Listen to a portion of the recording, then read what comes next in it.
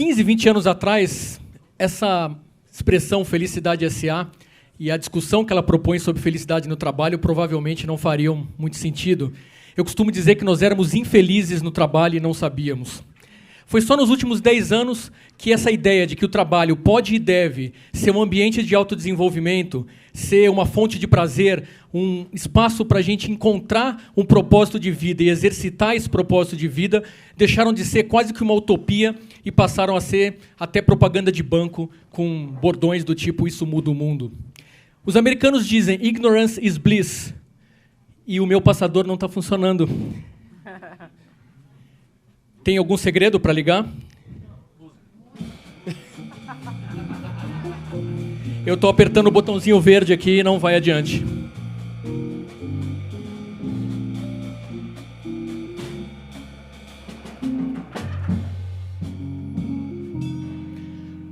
Obrigado. Os americanos dizem "ignorance is bliss", e talvez nesse contexto eles tenham razão.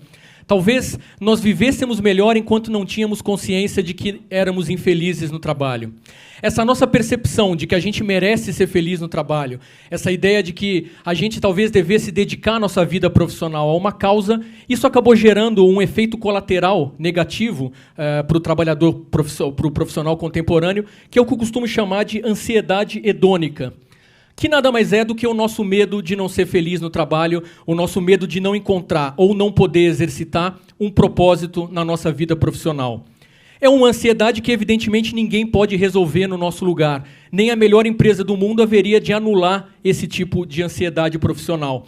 Mas eu acho interessante, num espaço como esse, a gente tentar discutir de que maneira é possível atenuar esse problema. Talvez exista uma espécie de um ansiolítico corporativo para lidar com essa ansiedade. Se eu tivesse que oferecer a vocês uma resposta com apenas 2 perguntas para essas questões, eu talvez escolhesse as palavras pertencimento e propósito. Pertencimento é o desejo que a gente tem de fazer parte de alguma coisa que seja maior do que nós mesmos. É o prazer que a gente tem quando faz parte de uma equipe e sente que todo mundo nessa equipe está remando para uma mesma direção. Propósito é o nosso anseio de que essa direção para a qual nós estamos remando seja uma direção virtuosa, que deixa um impacto positivo para as pessoas que a gente atende, deixa um impacto positivo para as comunidades onde a gente atua, para a sociedade de maneira geral. Ora, quando eu olho para o universo corporativo, inclusive para o meio empresarial brasileiro, eu tenho a sensação de que pelo menos as boas empresas são capazes de oferecer para as suas pessoas, para os seus funcionários, esse senso de pertencimento. Mas quando a gente olha para essa questão do propósito, eu não sou tão otimista. Eu penso que boa parte das pessoas que olha para o mundo corporativo em busca de organizações que signifiquem alguma coisa genuinamente, que representem um propósito, uma causa, um estilo de vida, eu acho que essas pessoas têm uma sensação parecida com a nossa quando a gente sobe no topo de um edifício alto aqui no centro de São Paulo, talvez o Terraço Itália, para quem conhece, e olha para a nossa cidade lá de cima. A gente tem aquela sensação de que está diante de uma muralha de prédios cinzentos e a gente não consegue muito diferenciar um prédio do outro. É assim que eu entendo que boa parte das pessoas que olha para o mercado de trabalho enxerga as empresas, com pouca diferenciação entre elas. É verdade que se a gente olhar com atenção para a nossa cidade, a gente provavelmente encontra lá de cima alguns marcos nessa nossa paisagem que nos ajudam a encontrar referências geográficas na cidade. Por exemplo, aquelas colunas vermelhas do MASP nos ajudam lá de cima a identificar onde está a Avenida Paulista. Nessa nossa metáfora corporativa, talvez a gente encontre uma empresa vermelha que se destaca nessa paisagem, que poderia ser talvez uma Ambev. A Ambev talvez não tenha um propósito claramente nobre, uma causa desse tipo, mas ela certamente tem um jeito próprio de fazer as coisas, um estilo muito peculiar, que é caracterizado, vocês sabem, por compromisso com a competitividade, essa busca de desafios enormes e certamente esse desejo de ganhar bastante dinheiro se você conseguir bater suas metas, entregar seus resultados. Talvez eu encontre uma empresa verde nessa paisagem associada à sustentabilidade, que poderia ser talvez a Natura, ou dizem os críticos, foi a Natura. Eu provavelmente posso encontrar uma empresa amarela, uma companhia que traz um novo jeito de trabalhar, que nasceu no Vale do Silício, que pode ser um Google, pode ser um Facebook, pode ser um Spotify.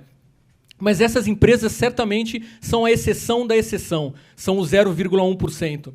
Para a esmagadora maioria das empresas, eu entendo que o primeiro grande desafio nessa caminhada em busca de mais propósito é olhar para dentro delas e tentar entender e projetar para o mercado um estilo muito próprio de fazer as coisas, um propósito por trás dos negócios que faz, idealmente uma causa por trás dos seus negócios. Isso, a meu ver, é fundamental, porque pessoas diferentes, com ansiedades diferentes, tendem a procurar empresas diferentes, com características diferentes, quando precisam de algum tipo de ajuda para identificar um propósito de vida e para exercitar esse propósito de vida. Não importa tanto se esse propósito de vida é um sonho grande, à moda ambeviana, ou se é um desejo de ajudar a proteger, a preservar o meio ambiente.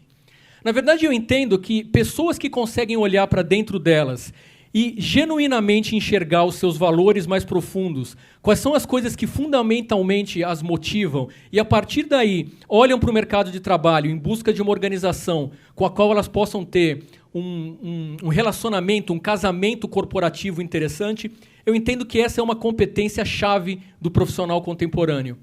Da mesma maneira, eu acredito que aquelas poucas empresas que conseguem olhar para dentro delas, conseguem fazer essa autoanálise, entender quais são os seus valores genuínos, o que as diferencia da concorrência dos seus pares de outras companhias, e a partir daí vão para o mercado de trabalho em busca de um perfil bastante específico de profissional com a qual elas possam ter um bom casamento, também estão exercitando uma competência-chave da empresa contemporânea, da liderança contemporânea. No fundo, isso é um exercício de busca por autenticidade. E eu acredito que essa busca por autenticidade ela é muito mais relevante, ao meu juízo, do que o esforço que eu vejo alguns departamentos de marketing fazendo para projetar ao mercado uma imagem de empresa do bem.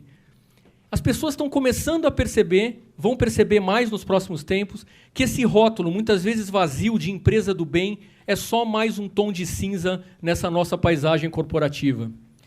A ressalva que eu talvez deva fazer é que, no meu entender, essa ideia de ter uma cor forte que diferencia a empresa das demais no mercado, de alguma maneira pode ser uma faca de dois gumes. Ela é muito positiva para criar uma cultura organizacional em torno de valores, uma cultura que vai fazer com que algumas pessoas adorem sua empresa e possivelmente vai fazer que outras detestem a sua companhia. Mas tem um efeito colateral interessante, que é o fato de que se eu sou uma empresa amarela, que só atraio pessoas amarelas para trabalhar comigo, é razoável imaginar que, passado algum tempo, vai começar a faltar um espaço para um confronto de ideias, para uma fricção, que normalmente é da onde nasce a criatividade, a inovação. Se isso é verdade, talvez tenha um segundo desafio importante nessa discussão, que é um desafio de oxigenar o seu pool de talentos, por mais específico que ele seja, de maneira a gerar diversidade. Ou seja, você talvez possa e deva atrair gente amarela para trabalhar na sua empresa amarela, mas talvez haja um desafio de ter 50 tons de amarelo dentro da sua companhia. O grande problema é que vocês sabem melhor do que eu, promover diversidade dentro do ambiente de trabalho é uma das coisas mais fáceis de se pregar e uma das coisas mais difíceis de se fazer, de se entregar no mundo do trabalho contemporâneo. Nos Estados Unidos, uma pesquisa recente mostrou que companhias americanas investem algo como 8 bilhões de dólares por ano em treinamentos pró-diversidade. A professora Iris Bonet, que é uma economista comportamental americana de Harvard, ela acabou de publicar um estudo sobre esses programas de treinamento pró-diversidade. E ela concluiu que o retorno sobre o investimento desse tipo de treinamento é pífio, é muito baixo. Basicamente porque, entende ela, boa parte das empresas adota uma abordagem equivocada para essa questão de gerar diversidade. Boa parte das empresas investe para tentar mudar a cabeça das pessoas e convencer os profissionais de que, em pleno século XXI, não faz sentido ser preconceituoso, discriminar mulheres ou discriminar minorias dentro do ambiente de trabalho. O problema, diz ela, é que preconceitos atuam também no nosso subconsciente, o que significa que, por mais que voluntariamente a gente não queira ser preconceituoso, a gente se comprometa a não discriminar ninguém, a gente corre o risco de tomar decisões que tenham algum tipo de viés preconceituoso. Ela tem uma frase que eu acho bacana quando ela diz: falando francamente, mudança de comportamento significa um trabalho que a maioria de nós não está motivada para fazer. A Iris Bonet acabou de lançar um livro chamado What Works, que discute o que funciona e o que não funciona para gerar diversidade de gênero dentro das companhias. A principal recomendação dela é que as empresas devem deixar de investir dinheiro para tentar mudar a cabeça das pessoas e deveriam investir em mudar os seus processos internos para blindá-los de qualquer tipo de preconceito, seja consciente ou inconsciente, que possa resultar em discriminação. Não por acaso, uma das 5 megatendências do que eu costumo chamar de RH consciente é uma prática conhecida como recrutamento às cegas. O que é o recrutamento às cegas? Nada mais é, talvez alguns de vocês estejam familiarizados, do que a ideia de eliminar do processo de recrutamento e seleção qualquer tipo de elemento que permita discriminação. Por exemplo, na hora de analisar currículos, eu posso pedir para alguém fazer uma filtragem desses currículos antes de entregá-los para o dono da vaga ou para o recrutador. Perdão, você pode tirar, por exemplo, o nome dos candidatos do currículo, porque se eu não sei o nome, eu não sei se é homem, eu não sei se é mulher, eu não posso fazer, talvez, um pré-julgamento da classe social da pessoa por conta do nome. Eu posso aprofundar esse processo e eliminar dos currículos o nome das escolas e faculdades onde os candidatos estudaram, para que, eventualmente, você não discrimine alguém que tem uma carreira bacana, que tem uma experiência útil para a sua empresa, mas que não pôde pagar por uma educação de elite. A má notícia é que, mesmo levando em conta essa e muitas outras tendências do que eu chamo de RH consciente, é muito provável que as empresas de vocês, em algum momento, vão ter que se defrontar com uma verdade inconveniente do mundo do trabalho contemporâneo, que é o fato de que as empresas já não são a única e, frequentemente, não são a melhor alternativa de trabalho para um contingente crescente de profissionais. Por conta desse temor de não ter felicidade no trabalho, desse medo de não encontrar um propósito ou não poder exercitar um propósito profissional, cada vez mais gente começa a buscar a sua realização profissional em outros meios, de maneira não convencional. Pode ser pela via do empreendedorismo, pode ser pela via de negócios sociais, pode ser por aquilo que talvez a gente possa chamar de portfólios de atividades ou portfólios de trabalho, que são arranjos profissionais, mais ou menos como o meu, que me permitem ser jornalista freelancer, escritor de livros sobre trabalho, palestrante. Eu, eventualmente, trabalho 1, 2 dias por semana numa startup e ainda faço uns bicos de garçom de fim de semana no buffet da minha mulher. Se vocês querem contar com parte do tempo, com parte da energia de profissionais que olham para o mundo do trabalho com essa nova visão, é provável que vocês vão ter que enfrentar em algum momento uma mudança de paradigma no que diz respeito à gestão de talentos, que é a ideia de que talvez o desafio não seja mais reter os profissionais dentro dos muros das empresas de vocês. Talvez o desafio seja derrubar esses muros para poder acessar a gente que está do lado de fora. Gente que talvez não queira nem possa ter uma carteira assinada numa companhia como a de vocês. Eu me arrisco a dizer que essa lógica da economia colaborativa ela vale também para o mundo dos recursos humanos. A ideia de que é preciso que haja um vínculo entre pessoa física e pessoa jurídica no mundo do trabalho, ela começa a ser questionada. É provável que, num futuro não muito distante, boa parte da força de trabalho das organizações de vocês seja constituída por trabalhadores freelancer, por profissionais que se reúnem para desenvolver projetos específicos em sistemas de cocriação. Eu entendo que talvez a melhor maneira de manter essas pessoas sob a área de influência das empresas de vocês, seja com carteira assinada, seja sem carteira assinada, é oferecer para elas um trabalho que seja, ao mesmo tempo, instigante, estimulante, de preferência bem remunerado e que tenha um propósito que vá além de um discurso publicitário. Era isso que eu queria dizer por hoje. Super obrigado por terem me ouvido. Foi um prazer.